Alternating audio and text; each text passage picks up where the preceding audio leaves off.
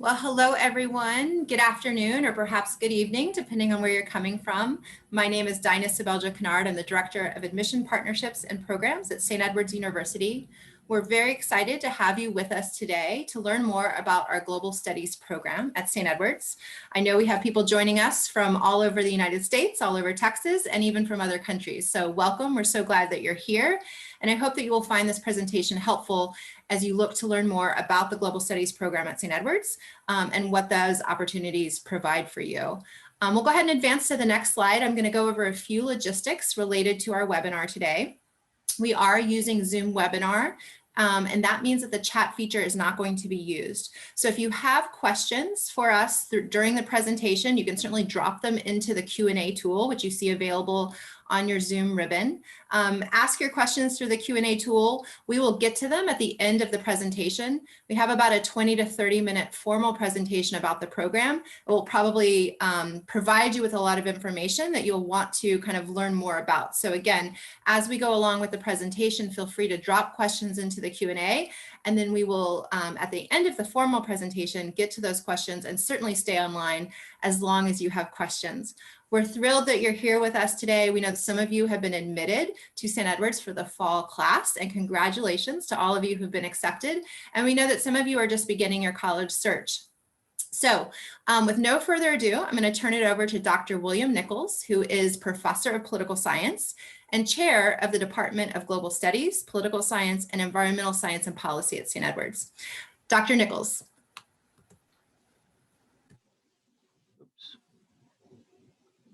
I'm sorry, Dinah, can you see my video? Yes, I can. Okay, good. Oh, wait, no, I'm sorry. Let me, There we go. Okay, thank you. Let me just say, you would think that we weren't using Zoom all the past year. We have been, but every time we do it, there's always a new thing to learn. So as Dinah mentioned, I'm the chair of the Department of Global Studies, Political Science, and Environmental Science and Policy. I'm professor of political science, and I have been at St. Edward's for a long time. I love it here. I can't imagine teaching at another university. It is perfect. It is small classes. It is very caring and attentive faculty. And if you haven't visited Austin, Texas, is one of the great cities in the world. Let me tell you a little bit about my background. I am originally from Iowa, but I went to George Washington University after I finished my undergraduate degree in Spanish and journalism, where I got a master's degree in international affairs, thinking that I was perhaps going to go into the Foreign Service or maybe some other government work, intelligence, something. But while I was there, I made the decision to pursue my studies and get a doctorate, a PhD, from the University of Texas at Austin. University of Texas at Austin calls their political science program government, and so does Harvard. So perhaps you can draw some inferences from that. My specialties and my real love in terms of study and visiting is Spain. That's where I did my research. That's where I have led numerous programs in terms of study abroad. I also teach classes in American foreign relations, strategic intelligence, spy class, and I'll talk a little bit about those later. The other thing that I do that I'm very proud of that I will also talk about in a little bit is a very elite program we have at St. Edward's called the dual degree program. And that is where you earn 2 bachelor's degrees from 2 different universities, Austin here at St. Edward's, and in Japan, Asia Pacific University. It is one of those rare programs that you don't see hardly anywhere else in the world. And it's something that St. Edward's is very proud of and I love working with. I have led numerous programs overseas, more than I can count, Spain, France, Japan. I love to travel overseas. I'm also the coordinator for the Peace Corps Prep program, which is a program that we have in order to help train students who are interested in going into the Peace Corps after they graduate. So let me tell you why I think you should major in global studies and why I love it is so much teaching in it and being the chair. again, I'm biased, so I'm going to be honest with you. I think it's probably the most interesting major on campus.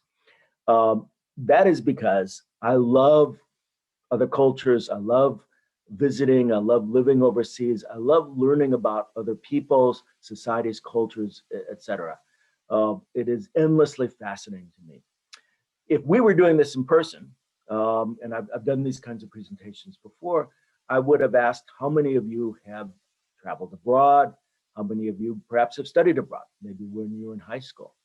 And then I get a conversation going about how interesting it is when you visit these other countries and what you can learn from them.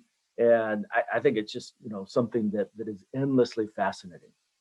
Beyond that, I think when we look at the world today, and let's be honest, we look at what's happened with COVID and how it moved around the world so quickly. That is all part of a process of a more interconnected world in which a pandemic like this can just spread like wildfire. That's the downside. The upside, of course, is now that we're having treatments like the vaccines and stuff, those kinds of things are also moving around the world rapidly as well. So global studies, understanding the world is vitally important. It really matters.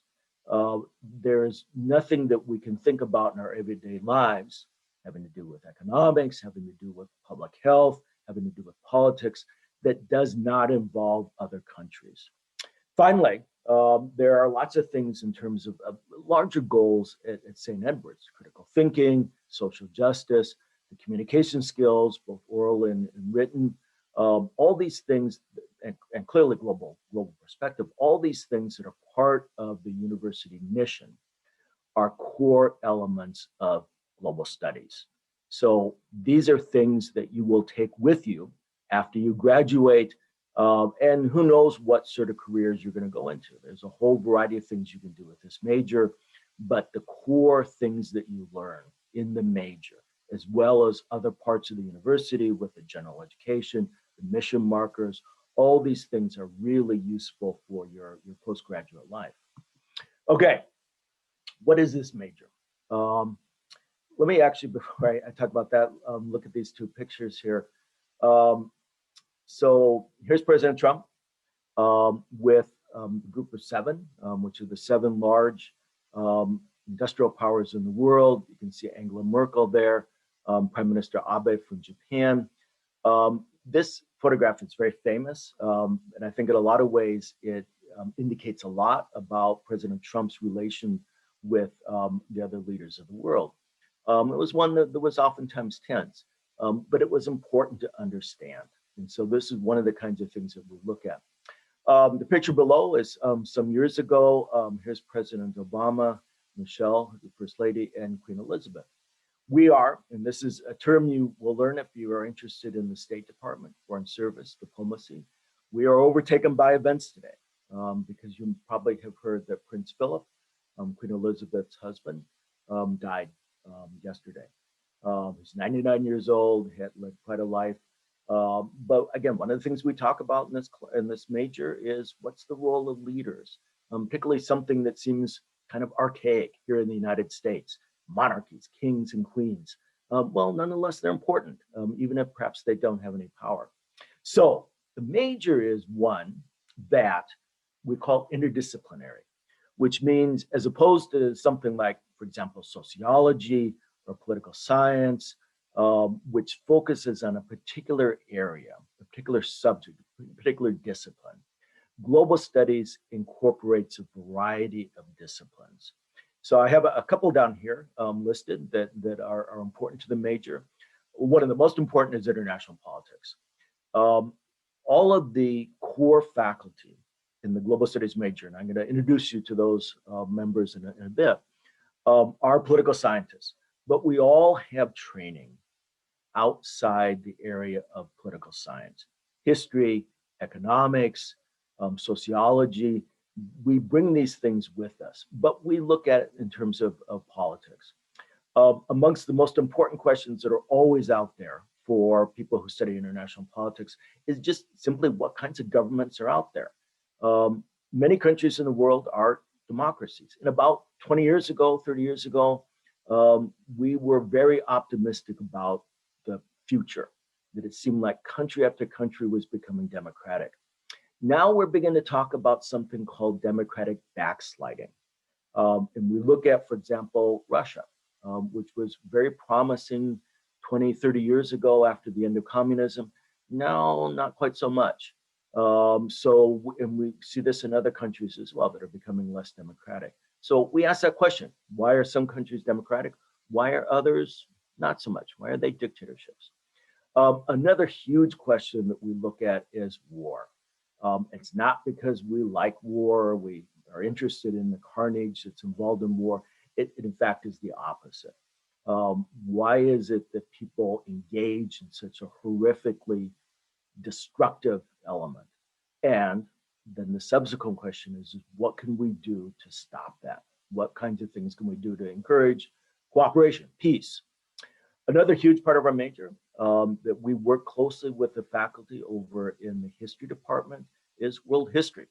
And lots of different questions there. We also have in that area courses that focus on particular regions. If you're interested in the history of Latin America, the history of Europe, history of Asia, India, these are all subjects that our history professors teach. Bigger questions are, and what historians are always looking at is how is progress, quote unquote, made? How do countries become more modern? What does that mean? Beyond that, and I mentioned this with the COVID, the pandemic, is what is the impact of globalization? How has that changed the course of history? No country is sealed. No country is isolated from the rest of the world. The paths of development, the paths of progress within countries are increasingly connected to the entire world, that global world we talk about. Finally, economics, something that touches all of our lives. One of the things we always do when we have our introductory classes, we ask people to look at the labels in their clothing and find, are you wearing anything? You have anything in your closet that is made in the United States? And even if we say buy American, that's a good thing. Well, it just isn't happening. With the global economy, with manufacturing taking place in so many other countries, we think about how this interrelatedness of economics plays into even our everyday lives. Bigger questions, though, is, well, if that's the case, why is that some countries like the United States, like Western Europe, Germany, France, Japan, why are these countries wealthy and other countries in other parts of the world not? Are these things that are accidents of history? Are these things that have to do with policies that are made? So what is the core economics to understand issues like that? Beyond that, today, we talk a lot about how the world, particularly again with globalization, is characterized by capitalism. It is a system that seems to have prevailed, even in countries that call themselves communist, like China, that still have, to a certain degree, a capitalist economic system. What does that mean? What does that look like? But what are the challenges that are presented by capitalism? What are the things that are perhaps not so good about it? Particularly an issue that is on a lot of people's agenda is the notion of inequality, the gap between rich and poor. Finally, in terms of the sort of bigger picture that is incorporated in all the different subjects that we teach are important aspects in terms of ethics and social justice. This is pretty much incorporated into almost every class we teach.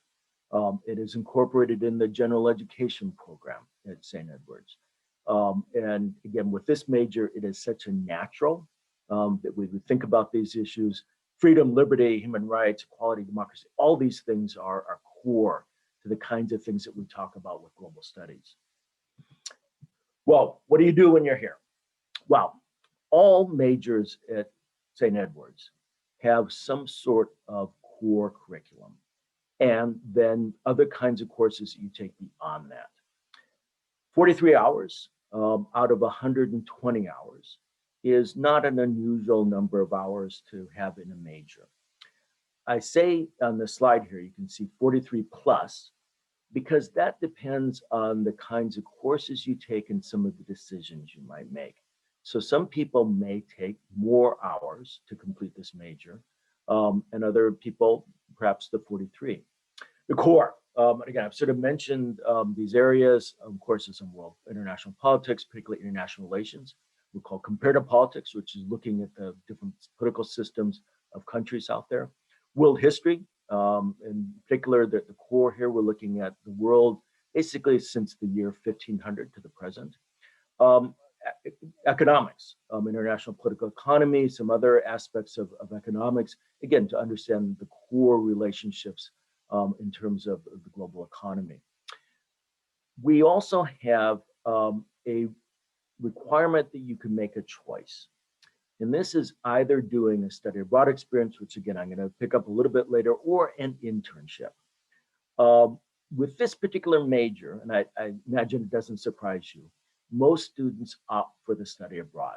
Because if you're interested in global studies, you probably want to go some other place in the world and learn about that. As you get into the major and into the university program, these are the kinds of things that we can talk about, how to fit it into your curriculum, your degree plan, and the kinds of ways to make this possible in terms of finances. Finally, one last thing you have to do in the core is a senior seminar, which every semester changes. It's rotated amongst the faculty. I taught it last fall, and I thought it was really interesting. We focused on identity, and we started out talking about race, ethnicity. We talked about the eugenics movement, how people 100 years ago were trying to improve the human race, which horribly led us to the Nazis and their attempts to try to produce their master race. So there's all sorts of things you can do as you progress through the major. On the other side of the slide here, you can see that our students not after, but while they're doing the core, are selecting concentrations. And you will focus on two concentrations. One will be a regional one. And this is, doesn't surprise you, Latin America, Europe, Asia, Africa, so on. And so you will select a number of courses. You are not required to, but most students, when they do a study abroad, will do a study abroad in the region of their interest. You'll take a series of these classes, and again, they could be classes on political science, it could be classes on economics, on history, sociology, a whole variety of things. Then you will also be doing a thematic focus. And we're looking at this in terms of how we might, in fact, change this in the future. But right now, we're looking at focus on conflict and cooperation, international business, perhaps sustainability. Finally, we will require that students develop a proficiency in a foreign language. This is done both through studying here at St. Edward's, or perhaps courses that you've, or capabilities you brought in prior to coming to St. Edward's, and often as part of a study abroad program. Okay, just a little bit about the kinds of classes that we offer here. And before I do that, let me just talk a little bit about this photograph here. This is, of course, President Biden. And you can see President Biden at actually different points in his life. On the right there is President Biden is one of the youngest senators in Congress when he first started. The one on the left there is him as vice president, and of course there in the center is him as president. He has one of the most impressive backgrounds in terms of foreign policy and international relations of any president. Others that have had this, the first President Bush, George H.W. Bush, Dwight Eisenhower. These are all individuals that brought a lot of experience with them. Other presidents, not so much. Of course, Donald Trump came from the business world. Bill Clinton, George W. Bush were both governors, and so didn't have a lot. So again, we look at these presidents and what they bring with them and the kinds of achievements they have, trying to make some sort of connections with that. So different classes that we offer here, and a whole variety of things that we deal with. Let me talk about a couple of classes I teach. I teach American Foreign Relations, which again is we cover the world, looking at U.S. interactions with the Middle East, with Asia right now. Of course, China is a big topic. North Korea is always on there. How did these sort of relationships develop? Where are they taking us? What's the possible future? Intelligence. This is a class I teach every year on spies. That's as simple as I can put it. So it's the secret world of espionage, covert operations, and so on.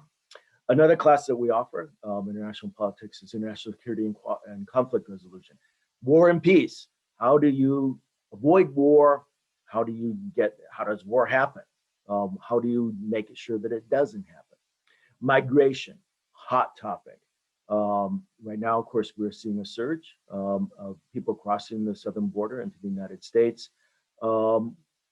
This is not simply an issue here in the United States. We see it all over the place. So a course on migration deals with this not just in terms of the United States, but the Europeans, South America. Who gets in? How do we make these decisions? So on. Finally, of course, on U.S.-Latin American relations. One of our most important regions of the world, and this goes back to 150 years ago. The United States looked at Latin America, sometimes not in a positive way, but we looked at Latin America and decided this was incredibly important to our interests. And so this course will deal with this both historically and in the present. History, lots of good classes coming from the history department. I already mentioned in passing some of these. China and globalization. Going back, looking at Chinese history, one of the great civilizations in the world. Well, how has it risen to the point right now where it's challenging the United States? The Atlantic world, one of probably the most important up to the present exchanges, what we call the Colombian Exchange, took place when the Europeans encountered the New World. Good things go back and forth. Many of the foods that we think of as sort of normal did not exist, for example, in Europe before this Colombian Exchange. On the other hand, it's been estimated that perhaps 90% of the indigenous population died off when the Spaniards and other Europeans came in. Women in European history. Again, something that is increasingly studied because it traditionally has not been focused upon as much as it should have been, is the role that women have made in European history. And of course, today we look at a number of the most important leaders in the world, and they are women, and they are in Europe. World War II and film. Again, a lot of fascinating things can be learned about how we look at ourselves, how we look at the conflict through movies, through films. So how does that generate, how does that create our understandings of the war? Economics, microeconomics, crucial. The basics of our economic system. International political economy. You can't divorce economics from politics. They are so closely intertwined. International management, trade and finance. Some of you who are interested in pursuing more of an economics or business path as you go forward in your futures, these are really good classes to help you understand this. One of the things that we strongly encourage at St. Edward's is students, when they have enough time in their majors, and the global studies major is a good one because it matches up well with other majors, is to either double major or to minor. Some natural partners, political science, environmental science, and policy, two majors that I'm very interested in. History, a lot of students like to double major in global studies and in history. That way you get some emphasis on political science and history as well.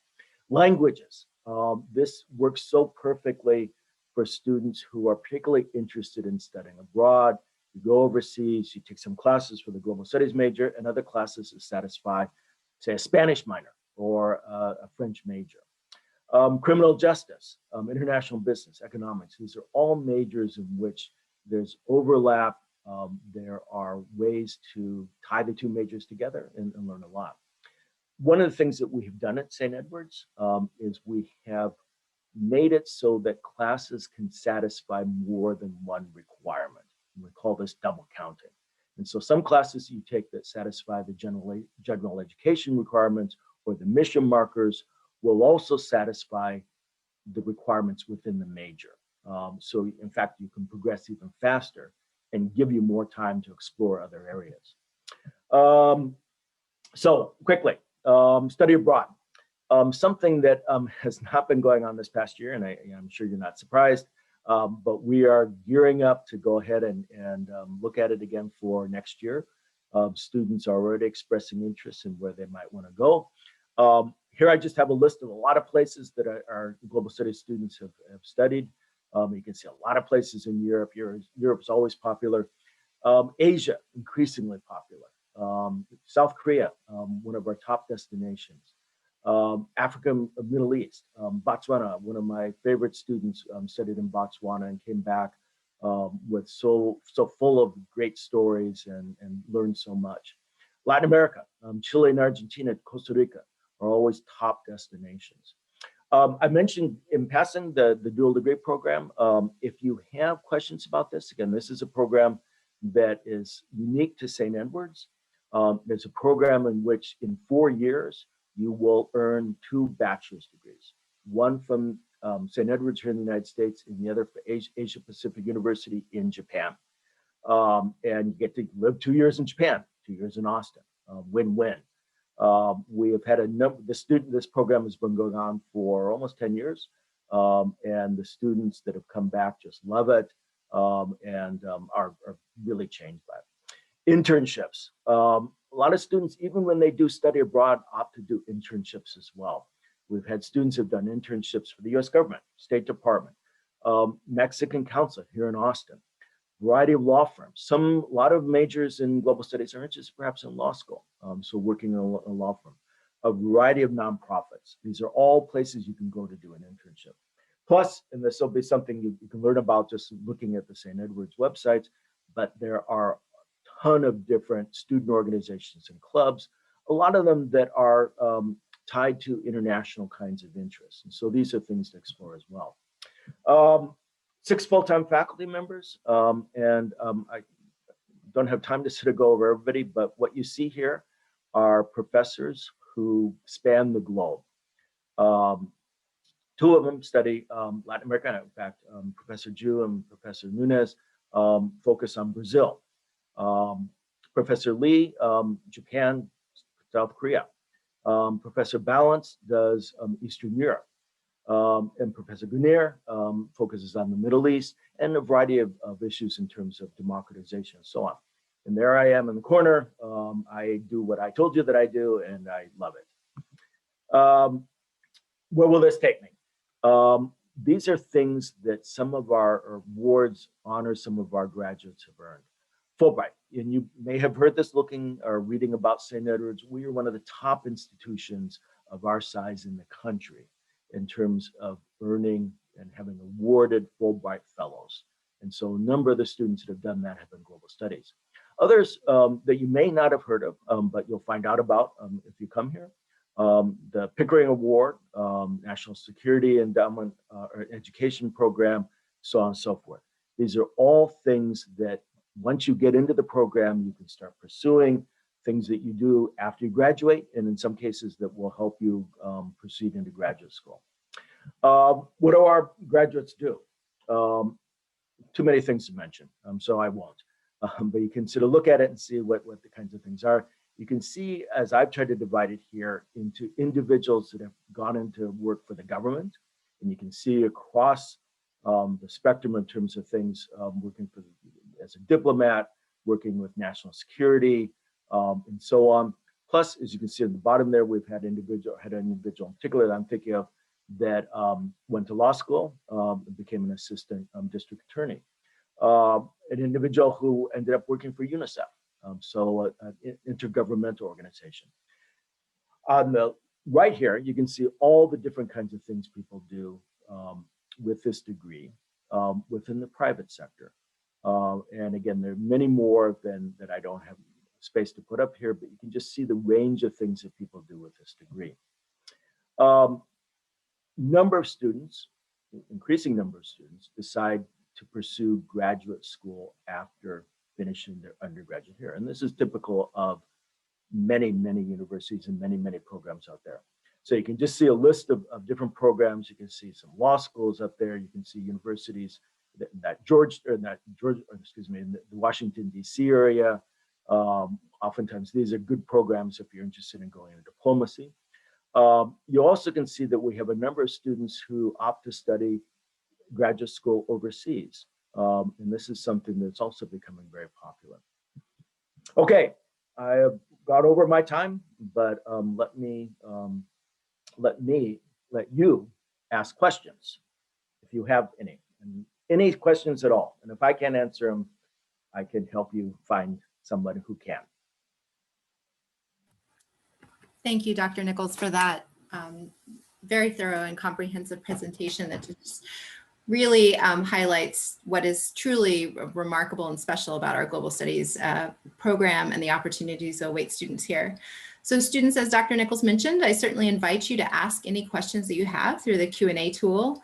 We're eager to know what you would like to know more about and expound on that. So please do feel free to ask some questions. In the meantime, what I would love to ask you, Dr. Nichols, is I know that you talked about how students choose a concentration in terms of a region of the world. What happens when you encounter a student who kind of can't choose, right? Or wants to choose multiple regions of the world, more than one? How do you advise them? What are the options available to that type of student? So we have something called survey classes. So we have survey of Africa, survey of Europe, survey of Asia, so on and so forth. And those are freshman level classes, 1,000 level classes. And that is a good way to get that introduction. And so sometimes you say, well, you know, I really want to go to South Korea. I love that. But also Chile seems kind of cool to me as well. So I said, okay, go ahead and take both survey classes and see which one maybe is more interesting to you. It's tough, and I can understand. I mean, I have, my focus was always on Europe, and then I started going to Japan, and I fell in love with it as well. So I can see how you can be torn between the two. So I would just say do some exploration, and particularly within coursework, and see which one's the most interesting to you. Thank you. Yeah, I would have a really hard time choosing myself. So I imagine many of our students who are interested in global studies arrive with that kind of eagerness to explore multiple regions of the world. You talked about the modern language requirement as part of the program. Can you talk a little bit more about that? How much modern language is required? In those instances where a student comes in with a significant level of proficiency or perhaps fluency in a modern language, what are the opportunities available for them to receive credit for that, and perhaps study multiple languages if they want to? Yeah, and this might be a question you may know the answer to a little bit more than I do, but my understanding is that there is an opportunity through the language department to do what do we call it? CLEP tests, yes. The CLEP test, yeah, Yes. exactly. So that would be one way to sort of gauge it.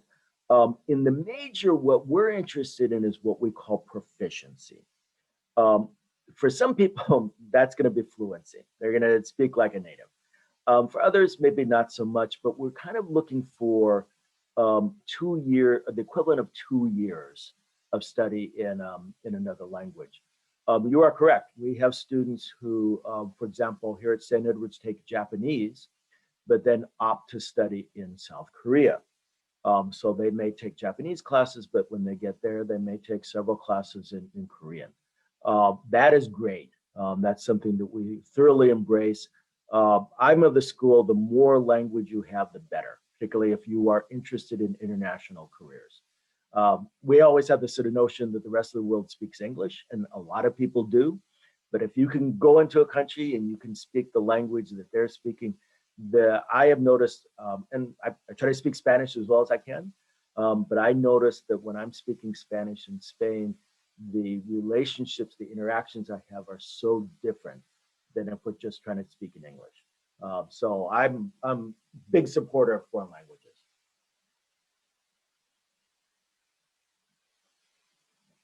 As am I. And we will be doing, just for our audience to be aware of, we will be doing a Friday in focus in a couple of weeks on political science. And then a few weeks later, we're doing one on modern language as well. So if those topics are also of interest to the audience tuning in today, I would encourage you to register for those webinars additionally. So we have a question here about the Global Studies core curriculum. Mm-hmm. Do students choose classes within the core, or do they complete a comprehensive core program? Yeah, so the core classes are a list of specific classes. And I'll be a little honest with you here. We're in the process of doing some reforms of that. But when you come in here, your advisors will be able to clearly tell you what you need to take. So the choices in the major come from the concentrations. And that, in fact, is wide open. There's so many different opportunities. The core, the idea behind that is there's certain things that we want all majors to have some knowledge of. And so that's why we require that. Yeah.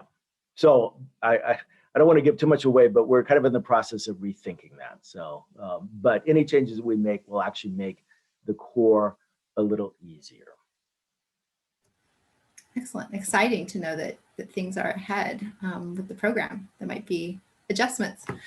Can you talk a little bit about the value of a student studying global studies at St. Edward's in a city like Austin that is so kind of internationally connected and at this point? Can you talk a little bit about the value that being in Austin brings to students who are interested in studying global studies? Yeah, you kind of just said it right there. So I don't know what else to add, but yes, Austin is, and again, if you haven't visited Austin, you know, I just have to tell you, it is one of the great cities in the world. We joke sometimes that the entire state of California is emptying out and moving to Austin, particularly because there is such an emphasis in high tech here. But that same high tech emphasis also makes Austin very international. Because you have not just individuals coming from around the world, but corporations and all sorts of other connections that make it an international city. Something that is near and dear to my heart is food. I think that's probably the primary reason I like to travel overseas. I like to eat. Austin, for a city its size, has so many different great restaurants and international restaurants. Now, of course, we're famous for Tex-Mex, for the barbecue, which you just have to eat. But beyond that, the number of, for example, sushi restaurants here in Austin is just exploding. Anywhere from things that are very affordable to things that I can't afford, but all great. And it's the kinds of things you expect in a city like Austin.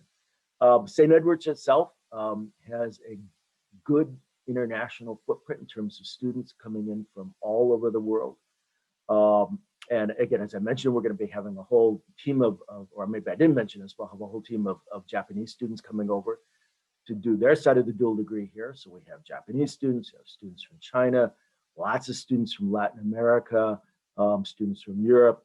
And so that changes the dynamics of the university as well. And is just such a plus for a major like global studies that focuses on the international. Absolutely. I think it is worth mentioning that we have students at St. Edward's from over 50 different countries and lots of different languages spoken on our campus. So for students who are interested in global studies, even just being on our campus is an experience to kind of travel the world and to travel the globe through those connections in the classroom and socially. So that is also a plus. I also think it's worth noting, and I know I did, toot our own horn here in Austin with how kind of internationalized our economy and our population is now. But we are just a couple of hours from Houston, which is technically the most diverse city in the country in terms of number of languages spoken, et cetera. Very close to Dallas and San Antonio as well. And so being in Austin really provides an opportunity to be connected to so many different kind of sectors in the economy and in the global economy, whether it's in Austin or just a few hours from our city. So I think that's also worth noting.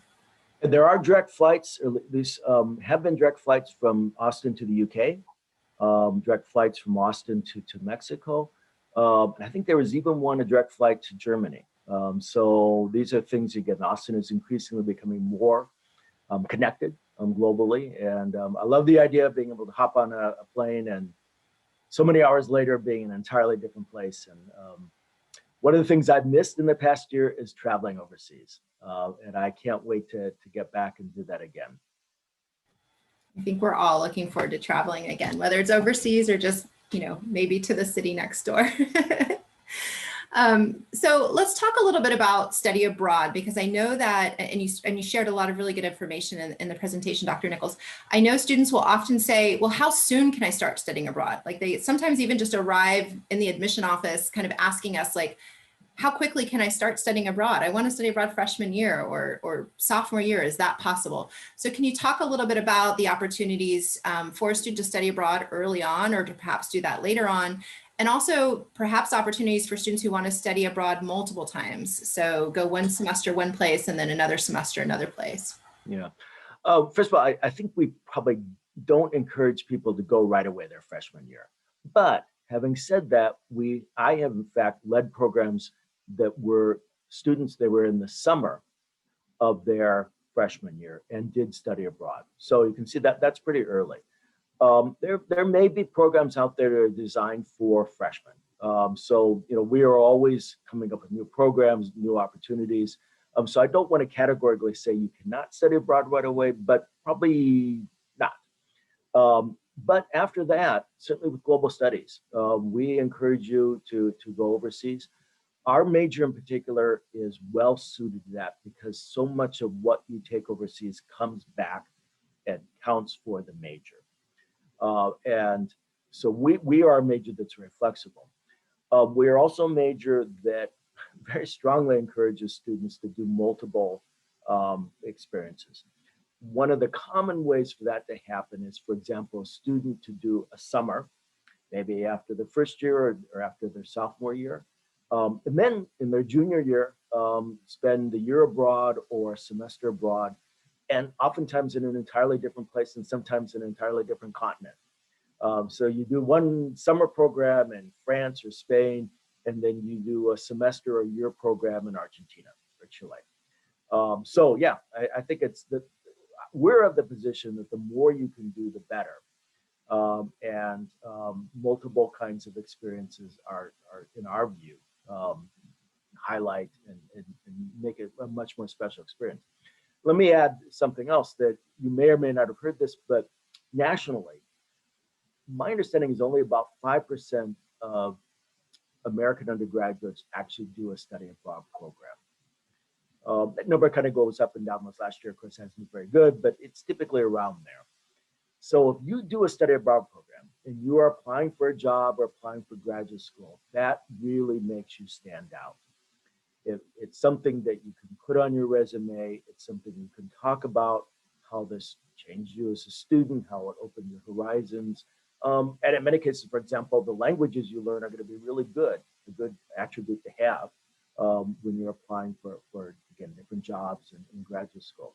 So it's a win for you as an individual. It's a win as part of the major, and it's a win in terms of your future. Excellent. So in the remaining time we have a few more minutes. I certainly want to invite in any additional questions that our audience has. So please, students, do feel free to plug a question into the Q&A, and we're happy to answer it. So give you guys a few more minutes to drop in any questions you have before we close out, if there are no questions. I would like to ask you, Dr. Nichols, I know the name of the program, Global Studies, can sometimes vary from university to university, right? So what is this program sometimes called at other institutions? Just as students who are prospective students are kind of looking around and they're trying to understand, well, what's the difference between international relations at this school and global studies at St. Edward's or another school? So do you mind sharing a little bit just about kind of the variety of names a student might find at other institutions that essentially would allow them to study the same thing here at St. Edward's under global studies? Yeah, exactly. That's a good question. And to be honest, when we put this program together and then as we've evaluated over the years, what I have done is looked at all these different programs across the country. And you are right. They have all sorts of names. There's sometimes international studies, international affairs, international relations, global affairs, you name it, they have all these different names. What they have in common and what we compare ourselves with is the fact that they're all interdisciplinary. And so it's the idea that it's not simply focusing on political science or history or economics. It is focusing, or it's trying to bring in different disciplines. So we're looking at aspects, global, international, from a variety of points of view. Why this is important is because just, very boldly is the idea this is what the State Department is looking for when they are recruiting diplomats, what we call foreign service officers. They're looking for individuals that are not just focused narrowly on one thing.